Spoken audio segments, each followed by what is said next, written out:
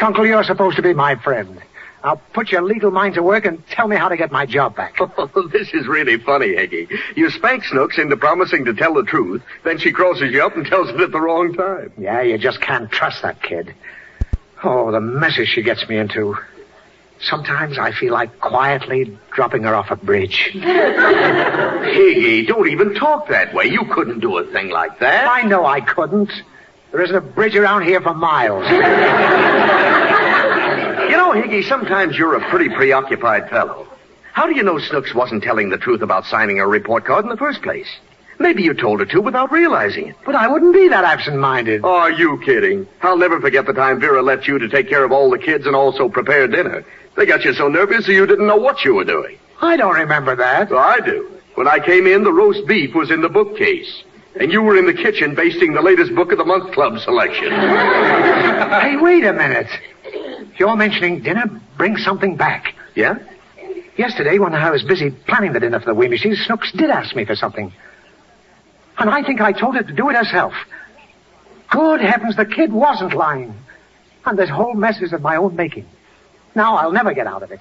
Oh. You know, there is one thing you can try, but it'll mix things up even more. Oh, what is it? I'll take Snooks to see Weemish and have her tell him that she was mad at you and everything she said was lies. But to do that, I have to ask her to lie. And right after spanking her for that very reason. Ironic, isn't it? But can you think of anything else? I'm going to hate myself, but what else can I do?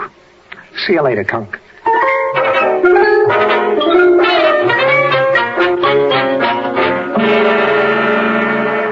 Now, Mr. Weemish will see us in a minute. Would you please do what I ask, Snooks? I see. You want me to be a liar, huh? Honey, there's a difference between a bad lie and a good lie. Good lies are called white lies. They are? Yes. And the ones you're going to tell are white lies. Maybe. But I think that there's a little tattletale gray around the edges. Please, honey. I made up with you for spanking you, didn't I? I bent down and let you kick me as hard as you wanted, didn't I? Yeah, and I gave you a real good kick. Of course, I don't think it was very fair of you to put on ice skates first. Please, honey, will you do it? All right, but you're making a liar out of me. I know, and I'm ashamed. All right, come in, Higgins. Yes, Mr. Weemish. Come on, Snooks. It's very nice of you to see me, Mr. Weemish. I was afraid maybe you wouldn't. Never mind that. What do you want?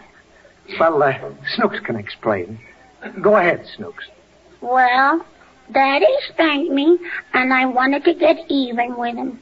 So everything I said was a lie. Just lies. That's what you wanted Snooks to explain, Higgins? Yes, Mr. Weemish. Well, will you explain that to Mrs. Weemish and let me have my job back? Higgins, do you take me for an idiot? The things Snooks said couldn't be made up by a child. They were too natural. You and Vera said them all right. And you have the audacity and the lack of moral integrity to bring your child here and make her lie to get your job back. For shame, Higgins. I'm sorry, Mr. Weemish. However, I never had such a wonderful dinner or such a wonderful time in years. A wonderful time? Oh, I couldn't show it. I'd be afraid to. But when Snooks called Martha a sourpuss and told her she looked like a St. Bernard, I could have died.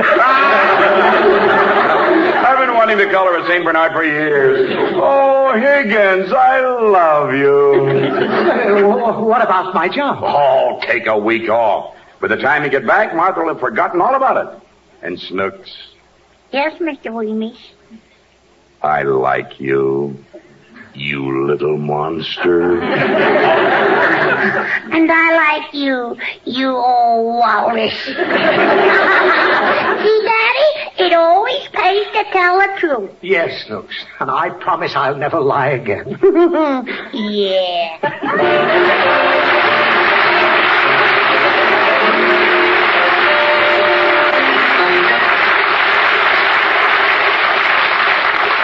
Well, hello, Snooks. Hi, Mr. Wilson. Oh, where are you going? Oh, to the ice cream parlor. See, I got 40 cents. Where did you get that much money? Well, I said a naughty word, and my mommy gave me a dime not to say it again. Well, where'd you get the other 30 cents?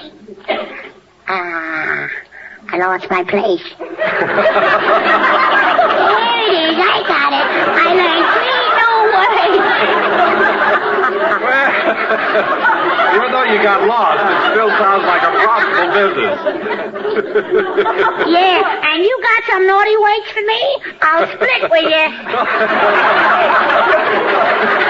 Well, I'm afraid not, Snooks, but better not let your daddy hear you using naughty words. Well, where do you think I learned them?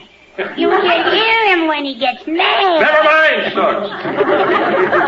Probably your daddy's worry nerve that's bothering. Everybody has one, you know.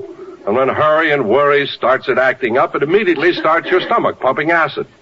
Then comes acid indigestion, heartburn, and all the miserable distress of acid-upset stomach. That's why it's so wise to always keep Tums handy. At the first hint of acid indigestion, eat a couple of Tums like candy. See how quickly Tums soothe away your distress. Make you feel fine again in no time. Get Tums, Tums for the tummy right away. Still, only 10 cents a roll, 3-roll package a quarter everywhere.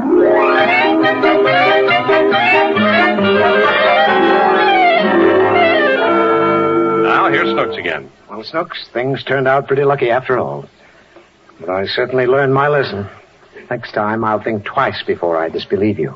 I'm glad, because Robespierre just had an accident, and it ain't my fault. Robespierre? Accident? What happened? He took his hard nose and slammed it into my poor little fist. Oh, I see. It was really his fault. Yeah, and then he did something even worse to me. Oh, you poor kid. What did he do? He took the seat of his pants and kicked me in the low toe. None of this is your fault, eh? No.